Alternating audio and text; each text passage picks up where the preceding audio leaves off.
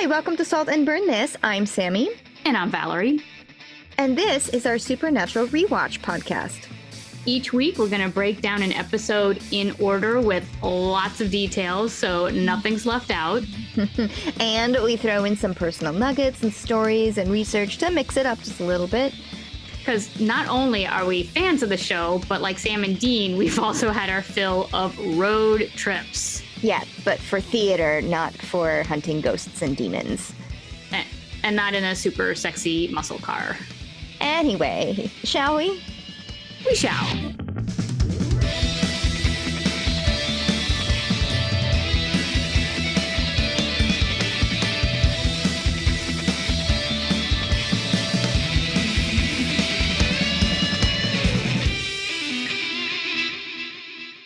I witnessed that turkeys can fly.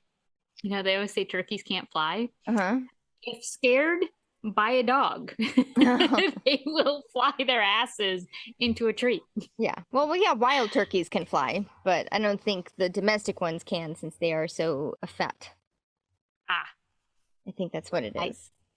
I just witnessed it was like one of my last weeks in Chautauqua, and Juliet had just like chased a deer. So she was like, you know, dogs like after they chase something, they're all like, yeah, I did it. Yeah. I did the chase. I'm a big bad dog. Mm-hmm. And she was like kind of walking down the trail, and she went to sniff something, and I don't think she knew a turkey was there. And so she like scared herself and the turkey at the same time. And so she like jumped back, and the turkey was like, bleh! And I just watched this turkey like fly over the road up into a tree, and it was like, yeah. You know, Julietta was like, did I do that? I did that. That was good. It was very cute. It was very funny. So yeah. I was like, oh my God, turkeys can fly. I learned today.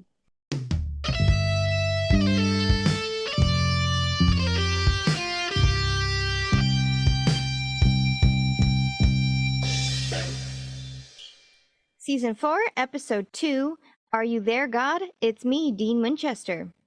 After Dean's encounter with Castiel, Dean, Sam, and Bobby brush up on their biblical lore when they're attacked by the vengeful spirits of people from the Winchester's past. They're warned it's a sign that someone is trying to break seals, which will bring on the apocalypse. Teleplay by Sarah Gamble. Story by Sarah Gamble and Lou Bolo, and directed by Phil Screecha. So I'm only laughing because I'm like, boom. Yeah, that's like, it. That's we don't even episode. need to talk about it. Because like that's not revealed until literally the last 2 minutes of the episode. And they just put it out there. There it is. There it is. Minus the quip from Dean saying, I guess that's not a ride at SeaWorld or something like that. Or, when they're talking about breaking seals. Yeah. So last week I mentioned I laughed about the title of this episode with it. Are You There, God? It's me, Dean Winchester. Because growing up, there's a series of books by author Judy Blume, and one of them is called Are You There, God? It's Me, Margaret. And it's the story about this like 12 to 13-year-old girl who has monumental questions about puberty and God and religion and boys and kissing. And so that's what this book is like her questioning her faith in God, but also questioning what is happening to my body. Why do I have these feelings? And it's actually a very good book. And I remember as a youngster reading them, as a young girl reading them, I felt like I was a grown up because it was one of those transition books out at when you started reading thicker books, like books that had more than 50 pages in them. Yeah. And I felt like I was a grown up reading this book about a girl going through puberty. And it was written in like 1970. So if you were to read that book today, it would make no sense to you whatsoever. Right. But anyway, so I kind of giggled at the Are You There, God? It's me, Dean, because I was like, Dean getting his period? Is that what this is about? But no, it's all about his struggle with God, which is what Margaret is also struggling with, is her either faith in God or belief in religion at all. Dun, dun, dun, enter Dean Winchester. So So I am thoroughly impressed by this recap that happened. It has to be probably my favorite one that's happened as of yet. Because I love the song that they played. I thought it tied very well into the images and story that they were trying to tell with this. There was a story being told with this recap. It wasn't just, oh, by the way, this happened, this happened, and this is probably what's going to happen. Yes, it did that also, but, it was like entertaining. Absolutely. I said there were like, I called it great edit choreography going on with both the beats of the music and the blasts of the scenes they were using and the lyrics of the song. Yes. I was like, yes. Whoa.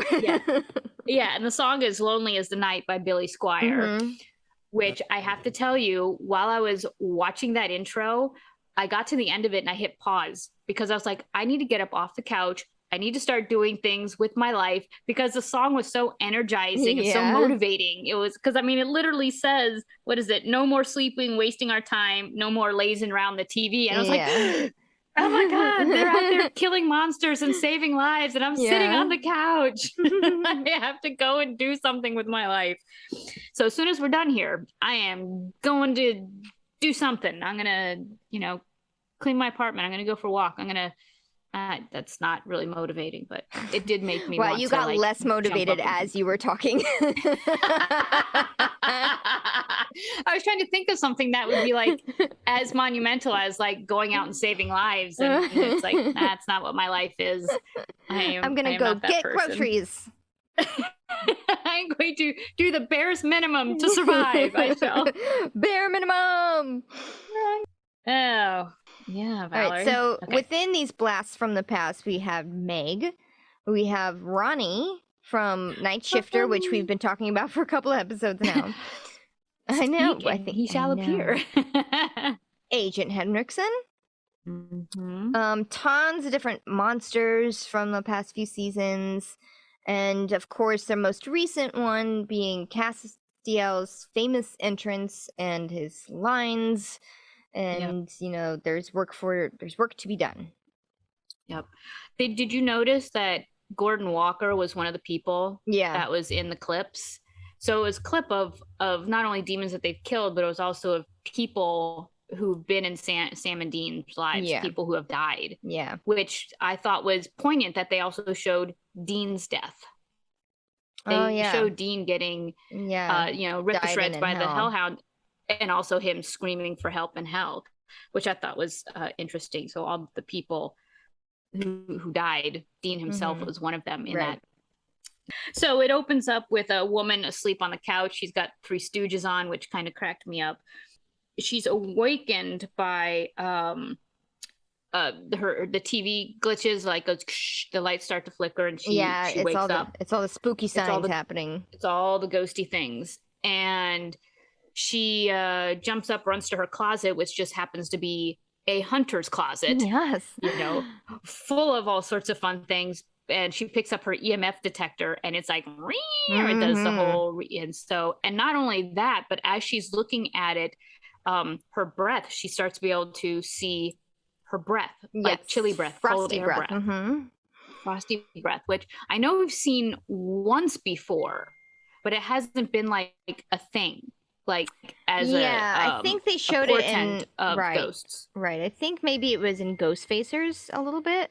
I can't quite remember because maybe not, because it would have been hard to show it on their crappy cameras and the night vision and stuff. Yeah. But I know we've seen it once. You are correct. But it's been at least once we've seen it. This time it was like so she's seeing her breath. The EMF is going off. She's got a weapon in her hands. I'm assuming, she like poured salt. She like went and grabbed salt and like poured salt on the ground across the threshold. And as she stands up, there's like poof, a ghost is in front of her. And she doesn't look to be a ghost in very good shape. And she's like, oh, it's you. And then she turns around and there's another ghost. And she's like, oh my God, I'm sorry. And she seems to be like panic stricken in this moment. Caught between these two ghosts. And she apologizes. My question was, why is she apologizing? What's going on? But unfortunately, one of the ghosts doesn't take her apology and like punches her in the chest or reaches in and grabs her innards. And this you don't poor see it. You just hear like the crunch of like a hand going through a body and bones and guts and stuff. Gross. Yep. So you hear crunching and a blood-curdling scream and then title splash. Yeah. So what the hell just happened? Right. Did you get a chance to look at the book that was on her chest that she had fallen asleep reading? I didn't. Okay, it's called The Secret Teachings of All Ages. It's by Manly P. Hall, and I pulled this quote straight from Amazon. It's a codex to the ancient, occult, and esoteric traditions of the world. Students of hidden wisdom, ancient symbols, and arcane practices treasure Hall's magnum opus above all other works. Wow. I know. So she was doing some light reading before she went to bed. Light reading while watching the Three Stooges. The Stooges. It was like, what a contrast. But that's very, if you can just take her out and sub in Dean or Sam, that's it's actually makes perfect sense. It does. But I love that that's a real book that she was reading. I love it when they put in real, our world stuff in, the supernatural world. I love that. No, I'm kind of kicking myself for not noticing that. Good for you, Sammy. Well, I didn't notice it until the second watch through, and then I did a Google, and then it made me say, maybe I should get this book. I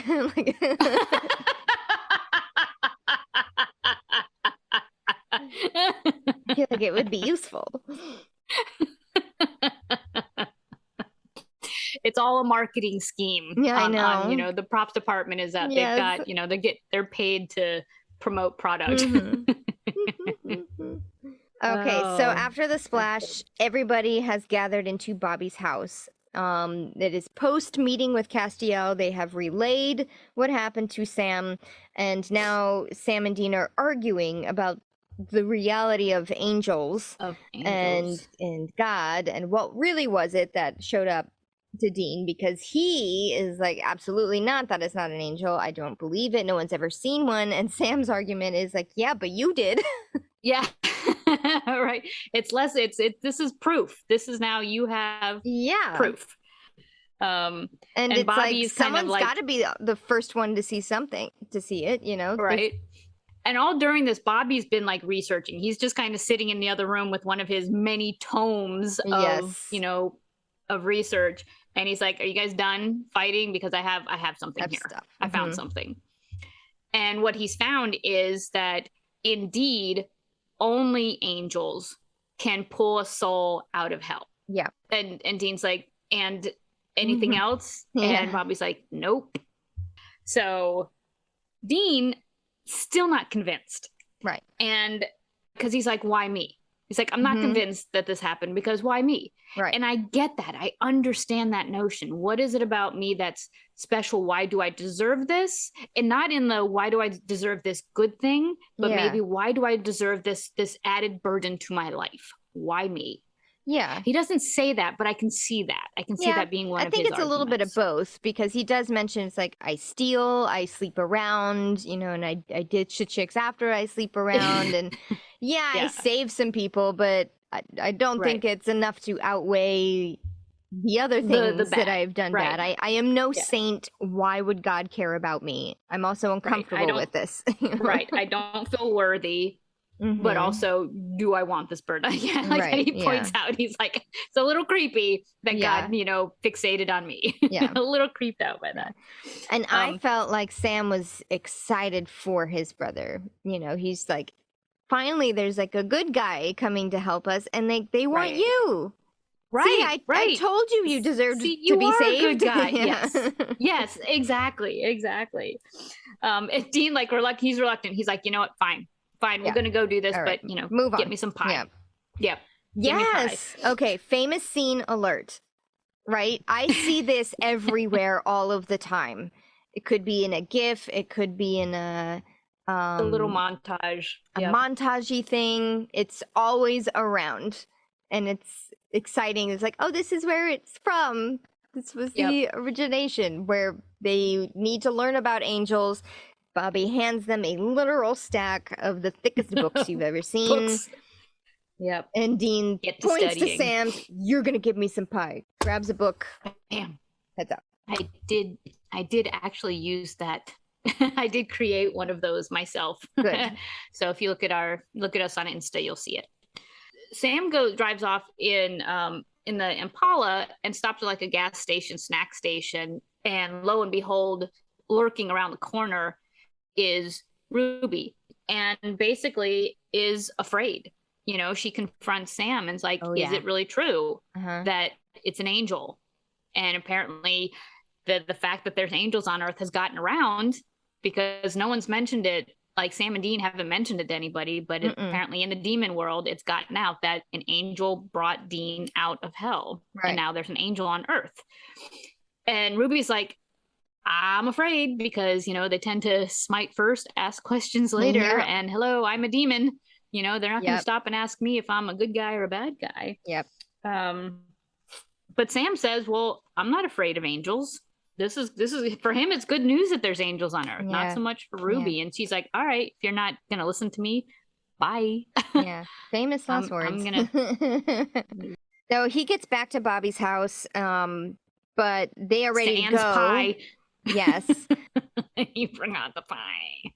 Because Bobby hasn't heard from his friend Olivia in a few days, who we assume is the hunter that he had been calling, because we did mention this at the beginning. While she's rummaging through her hunter closet, she's also getting a message on the machine from Bobby, asking her for help with the big thing that's coming. Right. Right. So this will tie this back in. He says, like, hey, I haven't heard from her. I think that we should go check it out. I just have a bad feeling about it. Yeah, definitely not like her to not answer my call. Yeah. So Dean gets in the car. Follow up to that famous scene, which is also kind of a famous thing. Looks in the bag. Dude, where's the pie? Where's the pie? Yeah, after Sam was like, dude, I never forget the pie. Yes.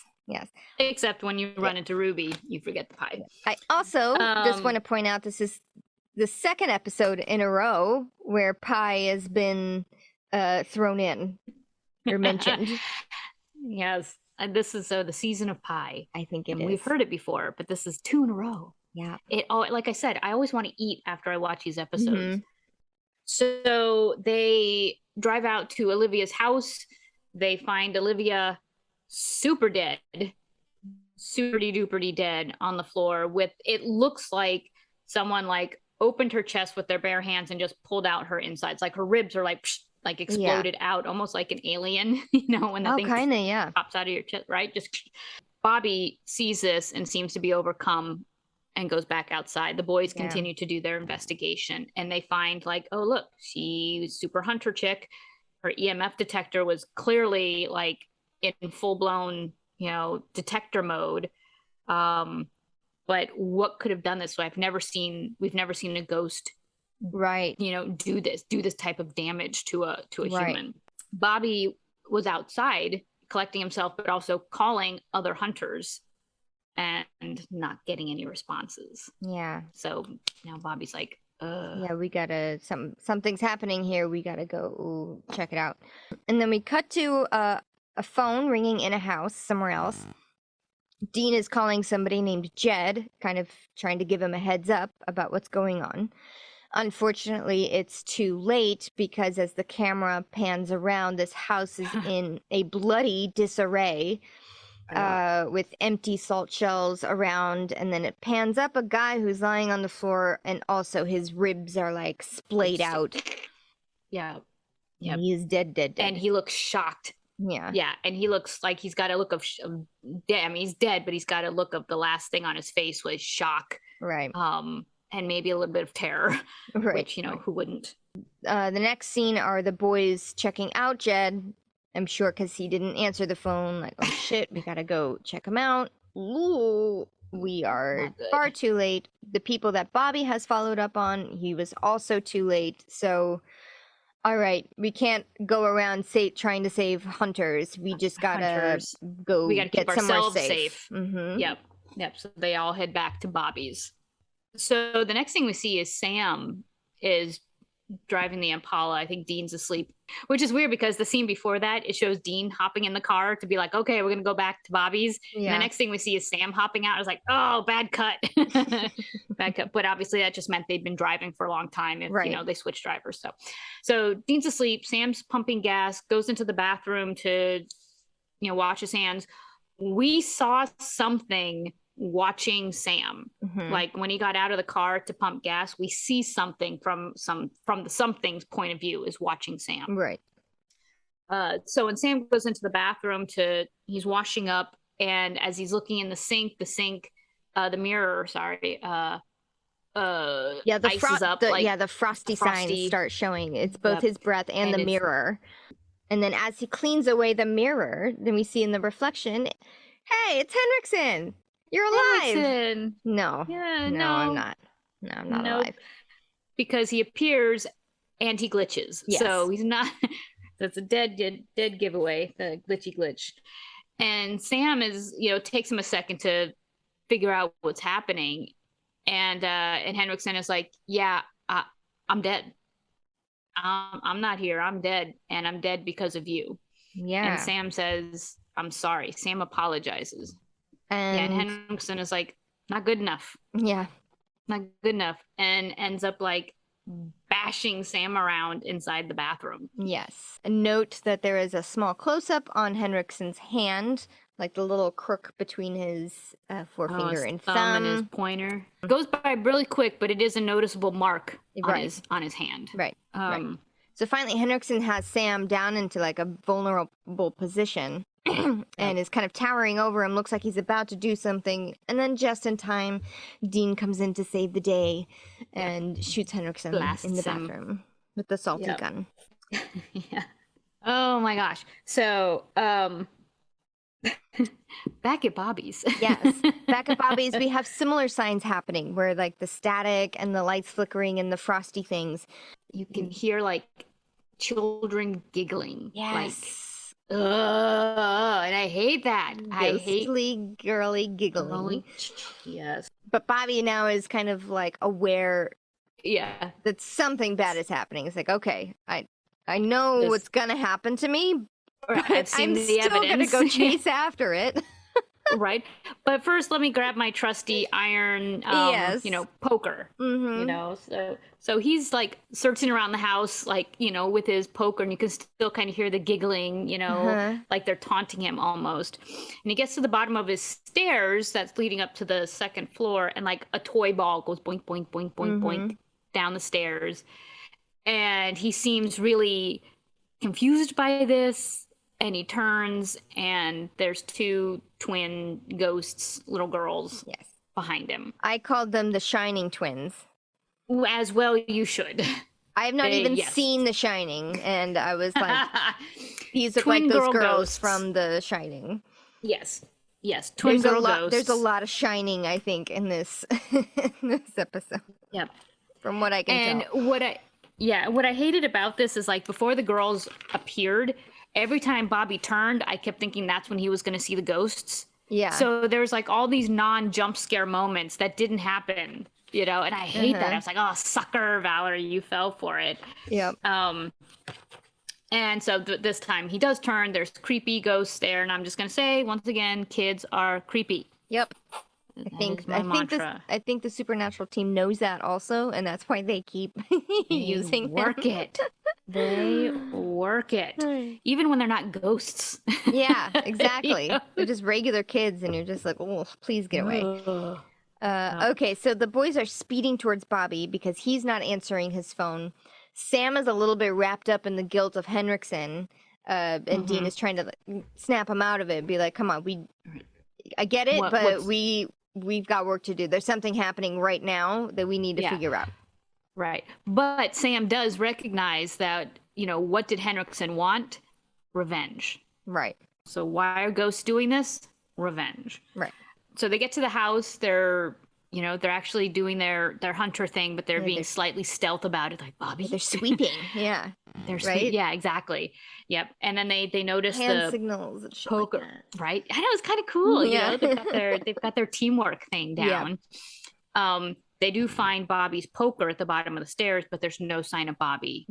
So Sam goes outside to search for Bobby. Dean is going to continue looking for Bobby in the house. So while Sam is outside checking, like just looking in the car, the junkyard, he doesn't see Bobby, but we do. The camera goes past a car. I thought it was like a van, like a junked out van. And Bobby's being held down by these two little ghost girls. Yeah.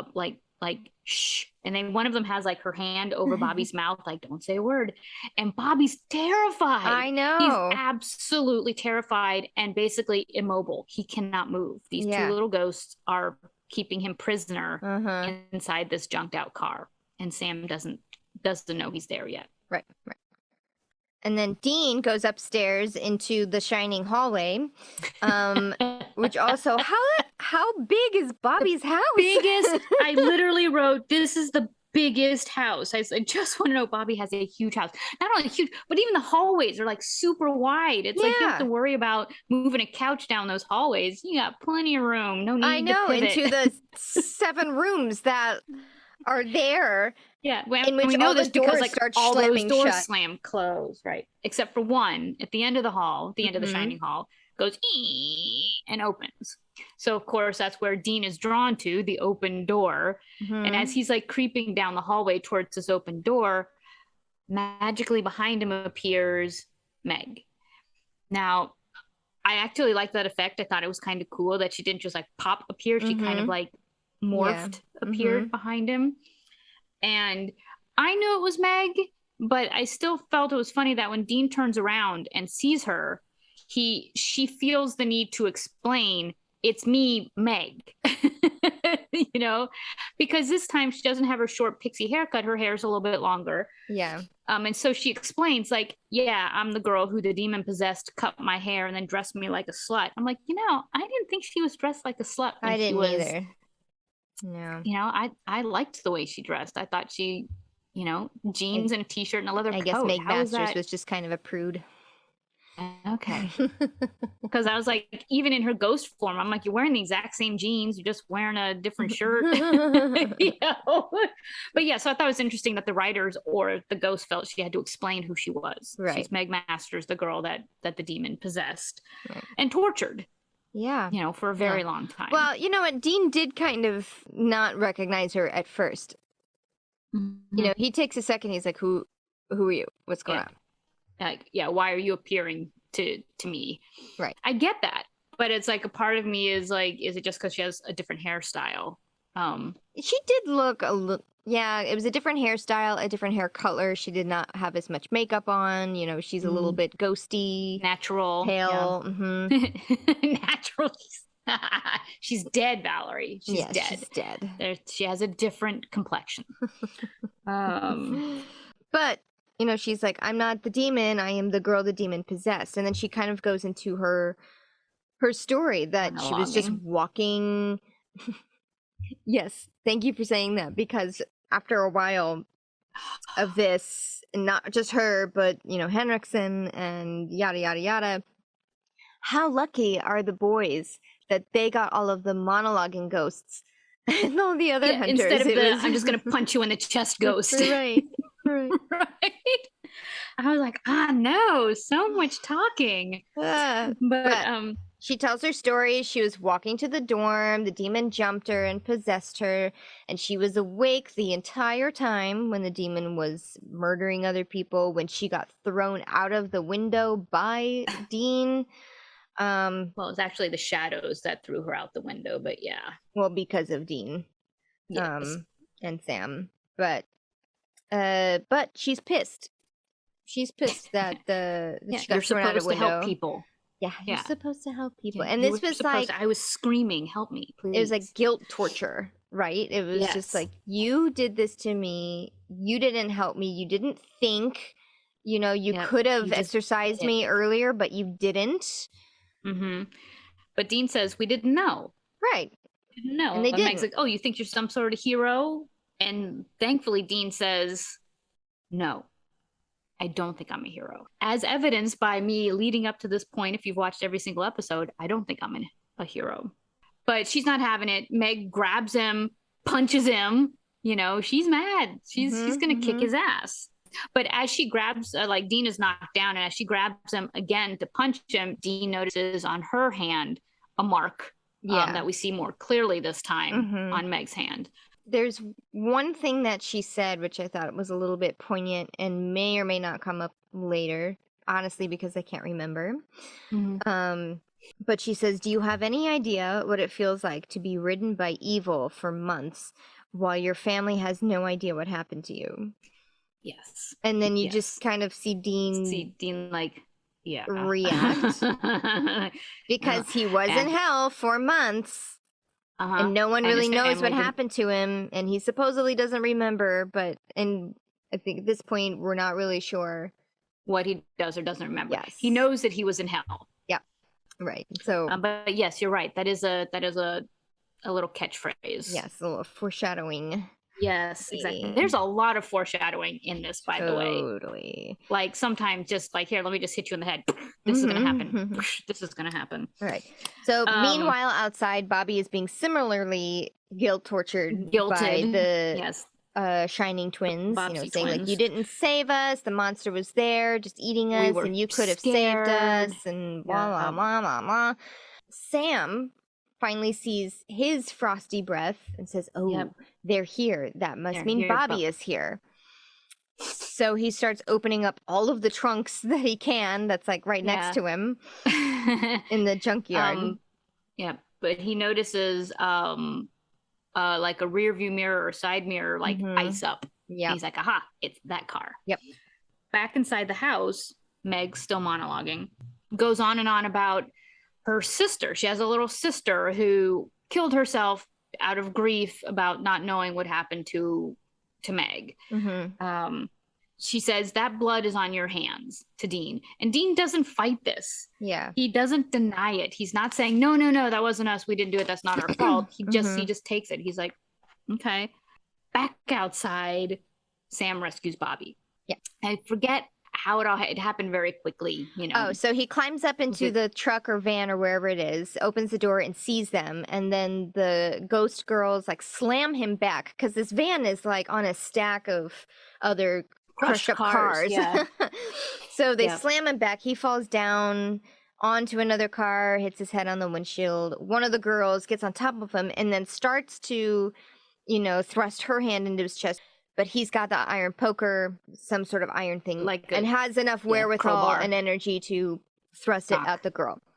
The second girl, who's still in the van with Bobby, is looking down and is also she's just distracted by the whole situation. But it was enough time for Bobby to then take his iron thing and just go shwoop and through her. Disintegrate.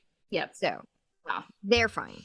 So Dean, still knocked on the floor from Meg punching and kicking him, finally pulls out his gun, and she's like, what are you gonna do? You didn't learn anything in hell. You can't shoot me. And he's like, nope, not gonna shoot you. And he shoots down this like medieval iron chandelier that Bobby had hanging from the ceiling. It crashes down and disintegrates Meg. So Dean's been given a small reprieve. Gathering together again, the boys are all like, what have we learned by this experience? Right. And it's, it's what we said, all the people we know and couldn't save. So it's. And then Dean remembers Meg's little tattoo or brand that she had on her hand. Sam mentions, oh yeah, Henriksen had that same thing, I think. Let me draw it for you.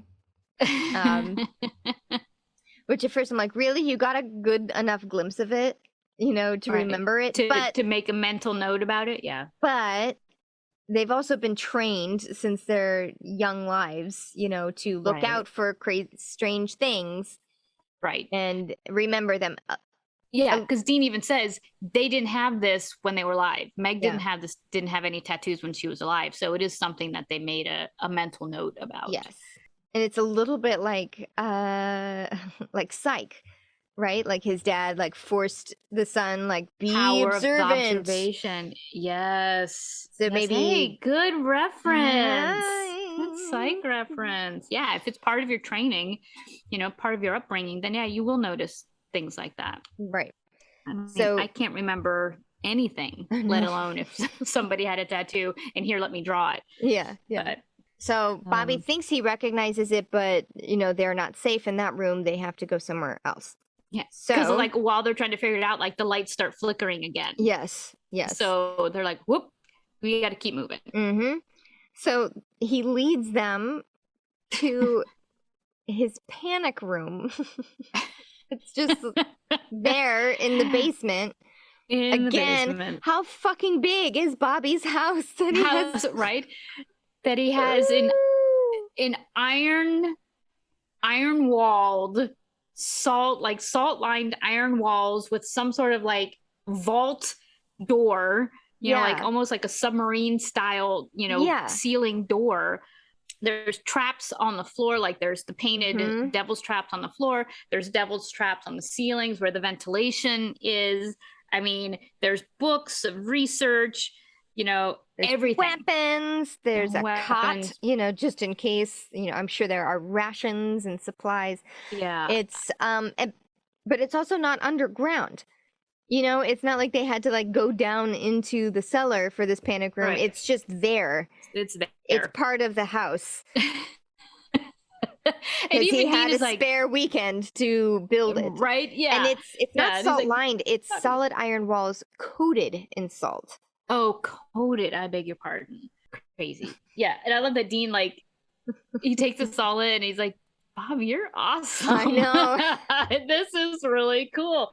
Kind of like when you first get to your friend's tree fort, you're like, oh my God, yes. You're so cool. That was Dean. But also with all the huntery things, there is of course on the wall a pinup of Bo Derek. Yes. From the movie 10, which was it 1980? Right. Yeah. I put Bo perfect 10. I couldn't remember what it was, but I'm very familiar with that scene of like running down the beach, the beads thrown around. Before it was appropriation. She's gorgeous. And Bo Derek, she was a model, she's an actress, and it's a beautiful pinup of Bo Derek, which I just love that it's dated. It's dated for Bobby because it's just a pinup. It's a sexy picture, but it's not a girl laying on a Lamborghini type of picture. Yep.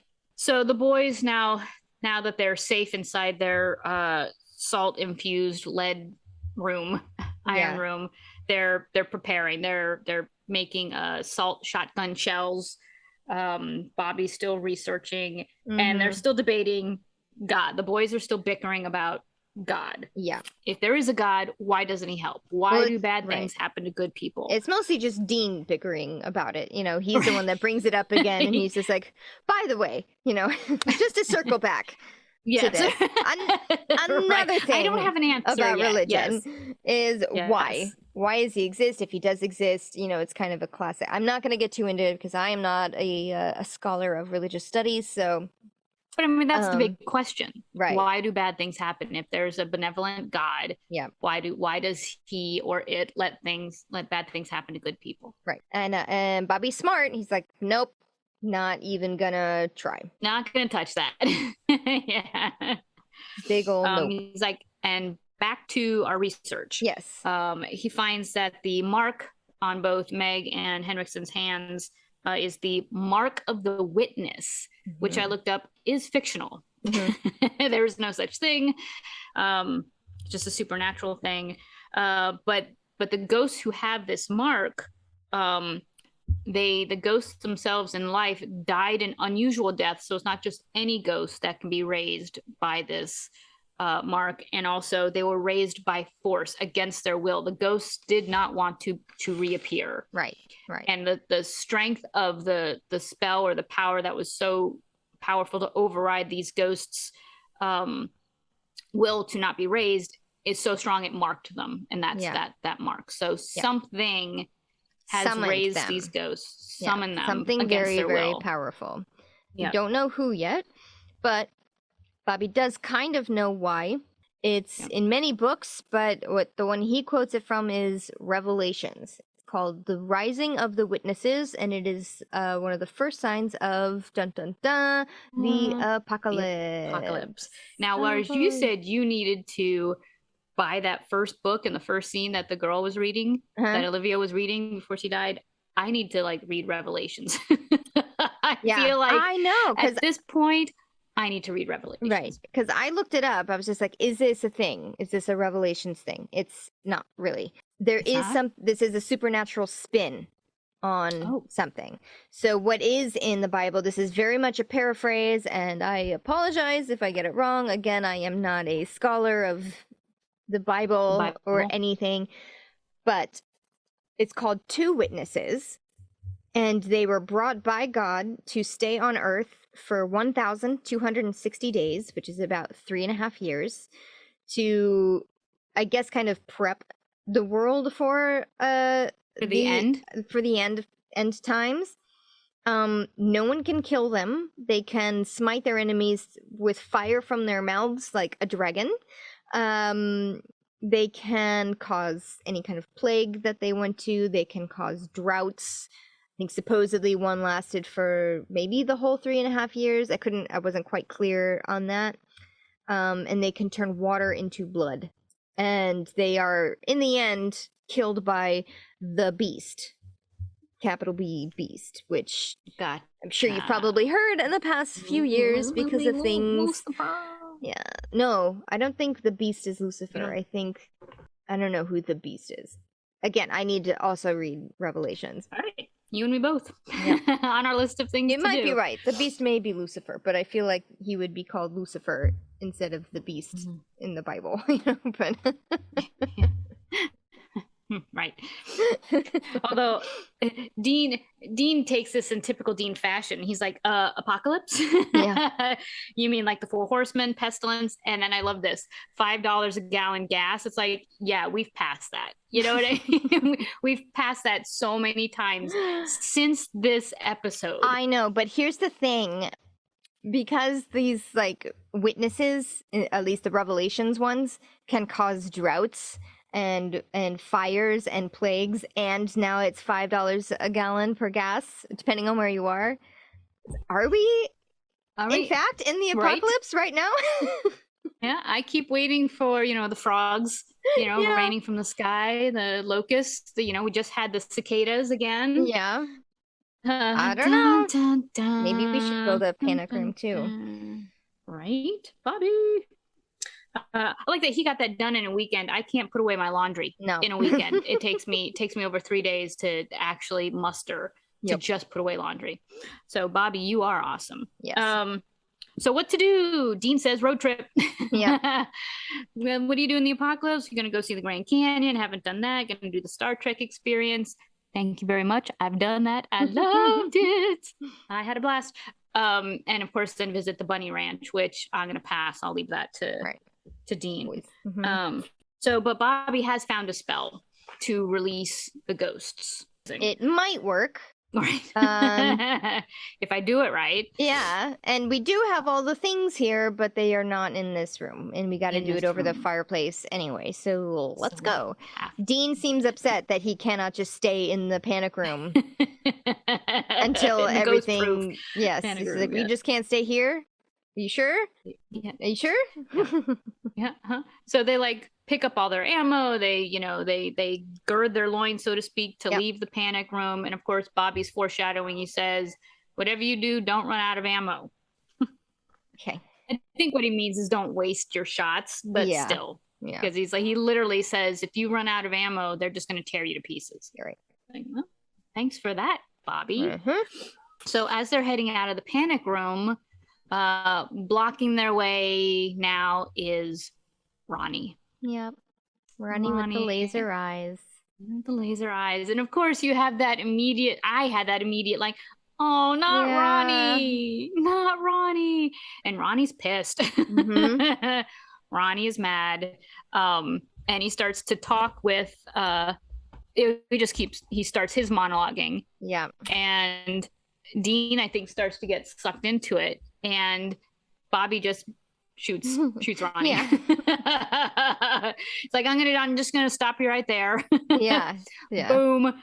It even says, if you're gonna shoot, don't talk, which is a line from The Good, the Bad, and the Ugly. So they make it to the library. They make a salt barrier around the fireplace, like a little semicircle wall.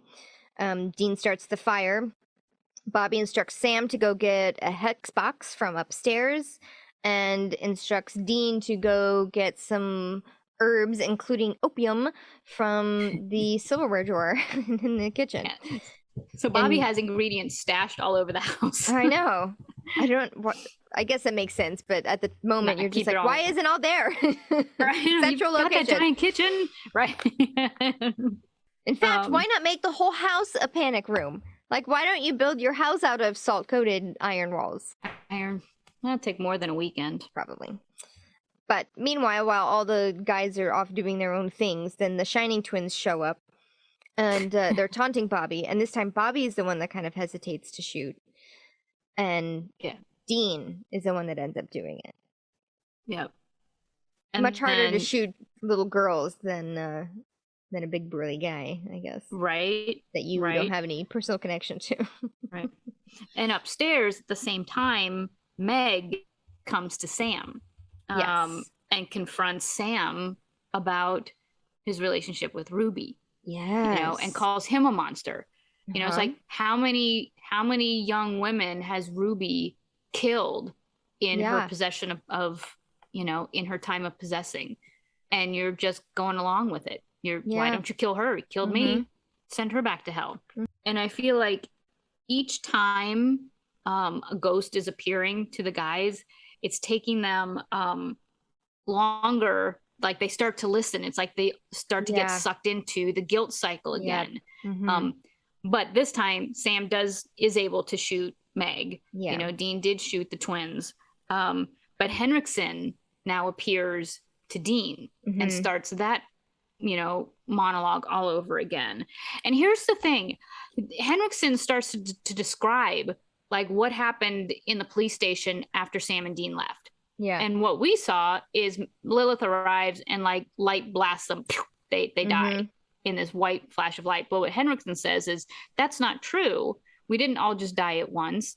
Lilith stayed and toyed with us, tortured us, flayed the skin off of, what was her name? Nancy, the secretary, like peeled her skin from her body. Like, we didn't just die, we died horribly. And I'm like, is he lying? Because that's we didn't see it. What we saw was flash of light. And we saw a flash of light and everyone like, shielding their eyes from the light. Yeah. Right.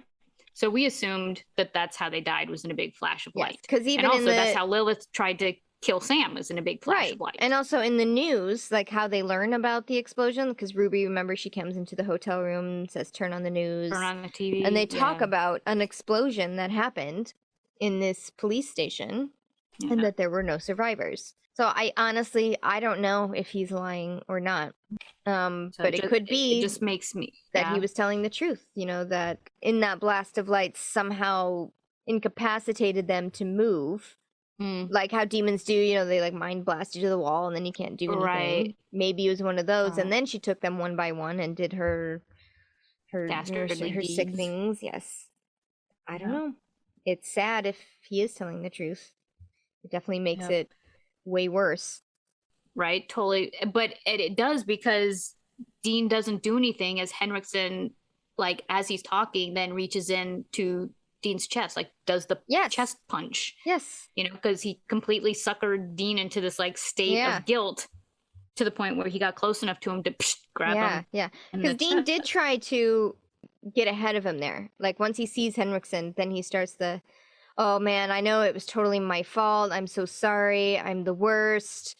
Meanwhile, like trying to grab something iron behind him, or And Henriksen like blasts that away. Catches him and then punches him in the chest. Luckily, Sam arrives and shoots Henriksen, saving Dean. And I love this. Sam's like, "Are you all right?" No. And Dean, thankfully, it seems like no. Exactly. Finally, some more truth. You think you're a hero? No. Are you all right? No. I just had like my heart almost ripped from my chest. In the meantime, Bobby is still trying to put the spell together. So he has now started chanting. He's still putting together ingredients, but he's at least started the chant, the ritual or whatever it is. The windows of the house blow open. Wind starts blowing in through the house. The salt line gets broken. So a little bit of chaos. His pages of his book start flipping. So maybe it's going to take time to find his place again. But Bobby's on it. Bobby's like focused now. And it's Sam and Dean's job to cover him. Because the ghosts now just start showing up instead of like slow motion one at a time. It's like now they're just like 1, 2, 3. It's like whack-a-mole. And as fast as they can, exactly. As fast as they can shoot the ghost, another one shows up. And a part of me was like, why don't they just like have their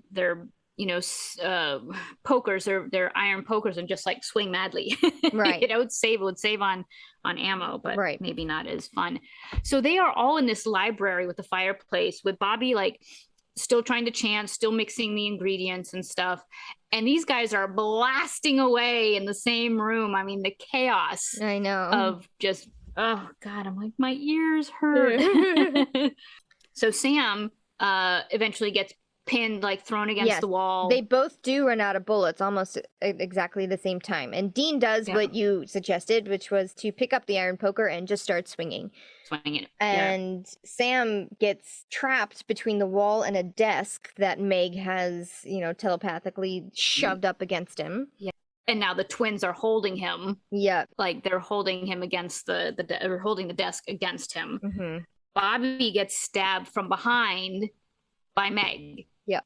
So she's reached in to his spine essentially, and it's like got him to the point where he had the bowl of ingredients, that he was chanting over. It knocks out of his hand, goes flying through the air, but Dean is magically able to grab the bowl before it falls to the ground and throw the ingredients into the fireplace. Yes, that was a pretty badass move, I have to say. It was. And into the fire it goes, and the fire turns from red flames into this beautiful blue cleansing ray of light. So the flames turn blue, and then the room is just enveloped in this beautiful blue white cleansing light, and the ghosts disappear. Both Bobby and Sam are released from whatever heart grip furniture shove they've been trapped by, and thankfully nobody died from having their insides or gripped. Spine. Yes, exactly. Yes, gripped. And I'm like, how lucky are they? It's like, how come their death was stretched out, whereas the other hunters, I'm assuming it was like scream, dead. Right. Unless they also had been tortured over a series of days. Maybe that's why Olivia was reading that book. Maybe she was like, what the hell is going on here? Who knows? Good point. Okay, we don't know the stuff they don't show us. Yep. I just want to point out, when I get my book of Revelations, I am also going to buy some salt shotgun shells. I don't know why, I just want them, but now I want them. I want to see them on my shelf for some reason. I want shotgun shells. Just putting that out there. I don't have a shotgun. Just want the shells. Later that night, and we hear the flutter of wings. And Dean wakes up, and Castiel is casually hanging out in the kitchen. Yep. And I almost said Cass. I'm like, I know. I keep doing that too, and it's just like that. He's not. He is Castiel, and he is so Castiel in this scene. Oh, he's just so Mr. Serious. Yes, and cold. If not a little angry, like we start to see an emotion, whereas in the first time we see Castiel, he is just very point blank, matter of fact. There's no emotion. Right. But this time, right, and I think they're trying to portray like angels are just matter of fact kinds of creatures, which is what I got from the last episode and for part of this. Because Dean immediately just like lays into him about not helping, in his smartass kind of way. Yeah, he's like, so you've been here this whole time. You knew that this was happening. You knew that hunters were getting killed. You knew that we were getting killed. Yeah. Like we almost died. And Castiel's like, but you didn't. You guys didn't. And Dean's like, yeah, but other hunters did. Yeah. And aren't you guys supposed to be guardians? Like, aren't you supposed to be helpful? And I love that he's like, aren't you supposed to be like, fluffy wings and halos and Michael Langdon and not dicks? And I love that he brought forth Michael Langdon because he was Mr. Ingalls on Little House on the Prairie and Highway to Heaven. He was an angel. He was always like the quintessential good guy, good guy with a heart. And not a dick. Yeah. Not a dick. And Castiel pushes back. And he's like, while you guys were battling here, us angels were battling out there. Yeah. And angels died. So hunters died, you battled, angels died. And we don't have limitless numbers. So slow your roll, basically. Right. And even pushes so far back at Dean that he's like, I dragged you out of hell, but I can put you back there too. Yeah. Like, that's how mad he is. Right. Or he's just like, you should show me some respect. I am your savior. I pulled you from hell. I have the power to do that. And if you're not going to be appreciative of that gift, I can just throw you right back in. Yeah. And even says, like, read the Bible. Yeah. Dean, you want to be educated on what's happening, and read the Bible. Right. And Dean still has his pushback, though. He's like, is there a God? Where's he? You say read the Bible, but like, if there's a God, where? Show me. Where is he? And that Castiel doesn't push back on. He starts to say God works in mysterious ways. And Dean's like, I will kick your ass. Don't. That is not an answer. But what Castiel does reveal is that Lilith is behind this. Yes. Lilith is the one who did the spell to raise the witnesses. Yes. But what that is not, she didn't just randomly decide to try to kill hunters. No. It's the first of what he says, the 66 seals that will eventually, if you think of them as keys to doors, and then the last one is unlocked, it will free the devil onto the world. Yep. Heir Lucifer. So what I took a breath to say at the beginning of the podcast, I'll say now, is that we haven't talked to anything about Lilith. Right. About who Lilith is biblically. Did we talk about who she is? I think just a touch, and I don't have those notes on me right now.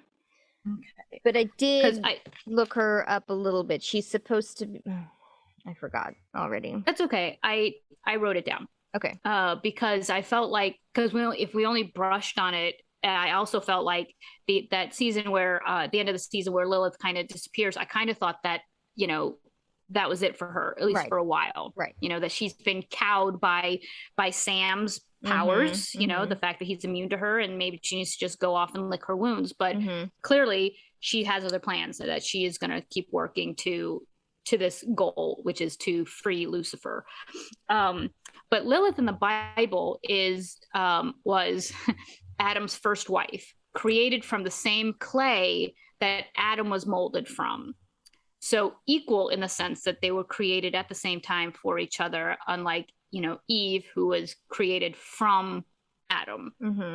And that Lilith left Adam because she didn't want to be subservient to him. She walked away. She not only walked away from him, but she ended up hooking up with Lucifer. But at the time, his name was Samael. So she left Adam for Samael, and then was banished because she hooked up with with Samael. And so the idea that she's made out to be this bad guy because she was standing up for herself.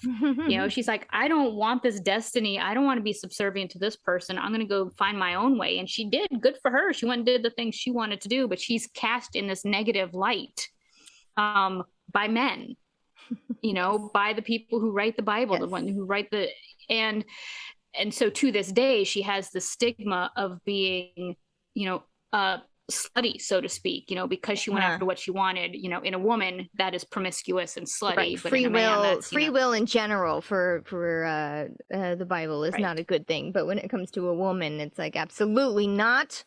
Right. Absolutely. Right. Not. So she's demonized for literally being like the embodiment of what we want as a woman, which is not taking what is our proffered roles and doing what we want, doing what we're allowed to do, what we should be allowed to do. Yeah.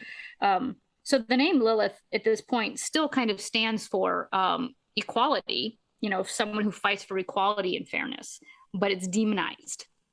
It's not the good equality and fairness, which is interesting. But so she's fighting for, I'm assuming in Supernatural, that she's fighting to release Lucifer, maybe not because of the evil that would rampage the earth, but maybe because her first love has been imprisoned and she feels that he's been imprisoned in hell unjustly. Right. You know, he is a fallen angel, but why did he fall? I mean, then we get into this whole story. Right. But I just thought that was really interesting that it for me, it paints Lilith in a slightly different light. Oh, for sure. For sure. Yeah. Yeah, I think when I talked about her, I did mention she was Adam's first wife, and also she was the first demon, maybe, or like considered to be one of the first demons. There's a few things. There's a lot of different stories about Lilith. Like she was the first witch. I don't know.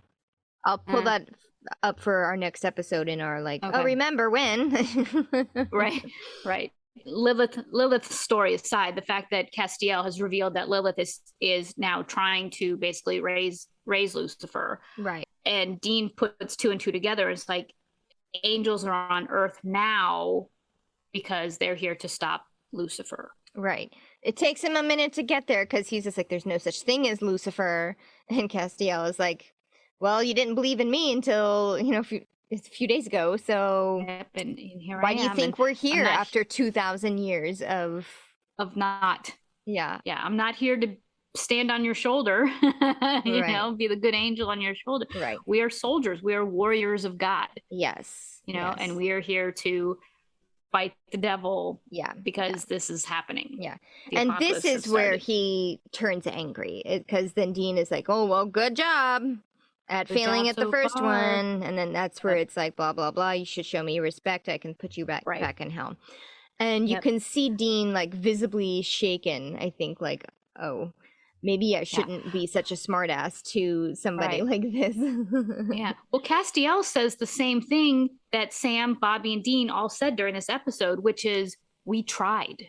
Yeah. We tried. But we failed. Mm-hmm. Which is exactly what, they showed in this episode. The theme of this episode was, we'll win some, we'll lose some. Just like you said, you tried, you failed. We tried, we failed. Yeah. We lost this one. We will win others, but we're going to lose others too. Yeah. Yeah. So Castiel, very no nonsense, but also like tinged with anger. It's like, how much more do I have to say to you?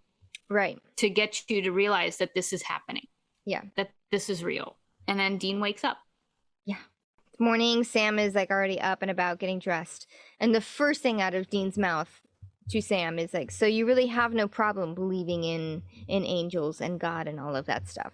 Sam is like, no, not really. Sam is apparently a faithful guy, or at least, just like, well, there is something out there. And then Dean says, so then you probably have no problem believing in the devil. All right, well, I guess, but why are you saying all of this stuff? Silence. Yep. The fact that, like you said, Dean starts to show like a little bit of fear. Mm-hmm. Castiel did get through to him. Yeah.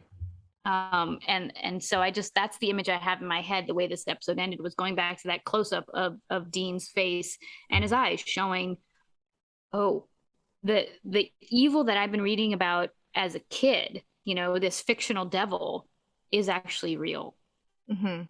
And that's like, in mythology, the devil is like the worst thing, right? That is the worst evil there is the devil, whatever he's called, Lucifer, Beelzebub, whatever is the worst thing that could happen to us. Yeah. And so I think Dean now has that realization. Doesn't matter what monsters he's been dealing with. This is the worst thing ever, and it's real. So everything that's been mythical is now a possibility. Right. And you see that on his face. Yeah. But I have a question. So hell exists, and he was in hell. And while he may or may not remember what happened to him in hell, he still was like, yes, I was in hell. Mm-hmm. So if hell exists, and they're very like certain, yep, hell exists, why are they so against the devil existing? And for that matter, heaven, angels, God. Well, I think that's Dean's realization, is that so far, like while he was in hell, he wasn't believing in heaven because there was no God helping. God didn't help him. God didn't save him. Couldn't see it. And also the idea is that Lucifer isn't just running free in hell. Lucifer is imprisoned. We know that now. Like that's a thing that Castiel has revealed to us, is like she's going to free him meaning he is in a prison to be freed. But before, there hasn't really been a mention of Lucifer except for his little chitty chat with Cassie, the bartender demon in the Las Vegas-ish kind of town. Right. Where she did say, like, see, you guys have a higher power, so do we, and his name is Lucifer. And I can't quite remember if they argued then that he may or may not exist. You know, it's like, I haven't seen him, but I know that he's there. I don't remember. I don't think that ever came up. I think it was just, we believe in a higher power, and his name is Lucifer. So she mentioned Lucifer at the very least. And insinuated that he was real. But my thing is, this whole time, they've never questioned that hell has existed, right? You know, it's always like, nope, there is a hell, period. Demons come from hell. We are sending them to hell. Hell is a thing. Even though we haven't seen it, hell is a thing. So they were very ready to believe in hell. And now, or even before, in the first angel episode that wasn't actually an angel, it's angels don't exist. You know, God doesn't exist. It's Lucifer doesn't exist. Hell, though, hell is perfectly fine. hell I can get on board with. So that's my question. And there could be an answer that I'm not aware of. Maybe hell cannot just be strictly a Christian thing, I don't think. But I'm not smart enough to be able to tell you where else hell belongs, you know, if it's in other various religions or beliefs or stories or what have you. But I also do not know that answer. I do know that it is mostly Christian. Right. Oh, Sammy. You know what I mean? You know what I mean? To ponder. Yeah, no, you're right. It's like, why wouldn't, if hell exists? Yeah, they believe in Lucifer. You know, there's talk of higher powers. Yeah. And why, I mean, I understand, like, if Dean took that conversation with Cassie for her to say, we believe in a higher power, his name is Lucifer, that's just the same way as, you know, humans on Earth believing in God, but not ever knowing if God is real. Just because you have a belief in something doesn't mean that it's real. So maybe Dean just dismissed that as, you know, fine, you believe in that. We've got people who believe in this. I don't believe in any of them. Good question. Little plot holes that I'm sure the writers didn't plan on people going back after 15 seasons of Supernatural, or even now pulling apart just their 3 stories. seasons. You know, like there's only 3 seasons up to this point. But also I don't think angels were a plan. Like I think it was later that angels were like, okay, I think we're gonna go for it. We're gonna go this way. Yeah. Well, clearly Kripke said that he tested it. He didn't really want to do it, but then he's like, all right, we're gonna do it, but we're not gonna tell anybody we're going that route. So yeah. Well, I mean, that's part of the hard part of, you know, fiction is when you interweave it with our standing nonfiction, or at least our standard literary, you know, standards. You know, you're gonna get tripped up every once in a while. And I'm not saying they're tripped up, but it's questions. It asks. Sure. Because it's stuff that a vast percentage more of people have studied rather than like the crocata, you know. There's not going to be a lot of people being like, well, actually it is more than a sandwich.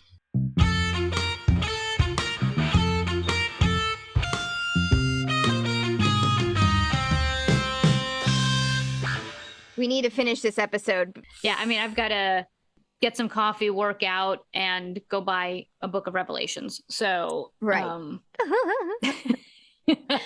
changing my life right now. Yeah. I'm going to go buy a book of Revelations. That's what you got from the song in the beginning. It's like, I'm going to go get a Bible.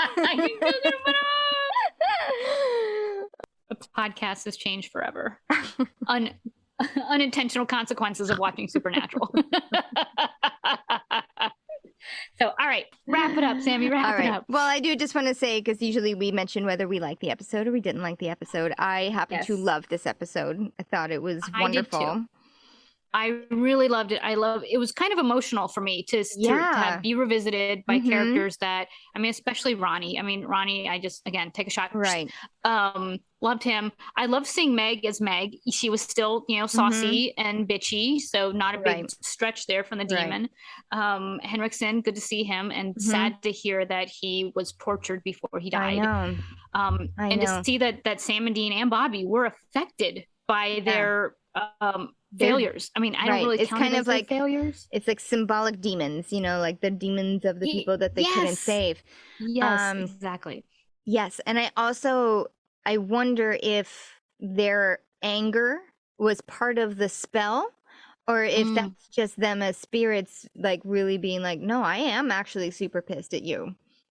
But I do know that being a spirit will kind of magnify the anger part of you. At least this is how Supernatural spins it.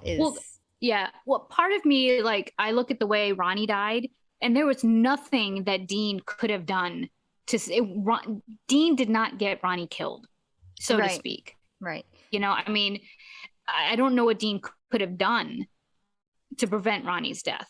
Right. Even if it went like, don't go into the bank. I mean, if he didn't show up for work that day, yes, Ronnie probably would have lived, or Ronnie would have been killed sooner because he went into the bank with a gun. Yeah.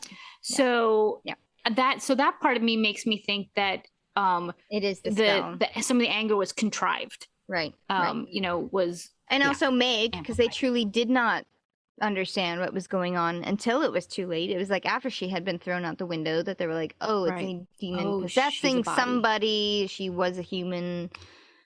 Still is a human, but just being used. They had no idea. They just thought demons were demons. Yeah, absolutely. Right. So I'm gonna say a revelation there, but that all three boys still carry the guilt of the ones they can't save. So it was a powerful episode. The only thing I didn't like about it was how easily it ended. Throw the spell in the fire from white light, and then everything's gone. Because it was kind of building. Then it was like poof, phew, dodge that bullet. Hey, the spell did work. So that's all. I mean, you have to at some point end the episode. I get it. Yes. But that was the only thing I didn't like. Right. And in this instance, they had to end the episode with the Castiel discussion with Dean on what is going on here. Right. Which was great. And they probably just ran out of time with the spell. Action. Yes. Yeah. So. I really enjoyed this episode, and once again, I want to go on to the next. It's just, it gave me a little bit of a breath, like it gives you a break. But at the same time, it's like, no, what's the next? What is Lilith going to do next? Right. I feel like this is going to get heavier. I also loved Sam's hair in this episode. There were a few times I was just like, wow. It's perfect. It's glorious. It's like the right length. It's got the right layers. It's styled just perfectly right. We haven't talked about his hair in a while, so no, nice. It was a good hair day for Sam. So that's gonna wrap it up for Are You There, God? It's me, Dean Winchester, and our next one is In the Beginning. Oh, biblical. Hello. Yeah, I guess so. Jesus. Although I caught the first like 5 minutes of it, and I was like, "Oh, this is that one. Okay. This is where something starts." Also, there's a commentary on this one, which I'm very excited. Oh, hooray! I can't wait to hear. Can't wait to hear all about it. Yeah. Thank you, everyone, for listening. You can find us anywhere you can find podcasts. You can subscribe. You can rate us on Apple Podcasts. A 5-star rating would be really great if you can do that for us. Please. You can find us on YouTube. You can subscribe to us there as well. Thank you for all who have listened on that. That's great. We've been getting some hits. I know. You can find us on social. We are at Salt and Burn This everywhere. We do respond. Not always in a timely fashion, but we get there. Yeah, we get there. So, thank you all for listening. We'll see you next week for In the Beginning. Bye. Okay. Bye.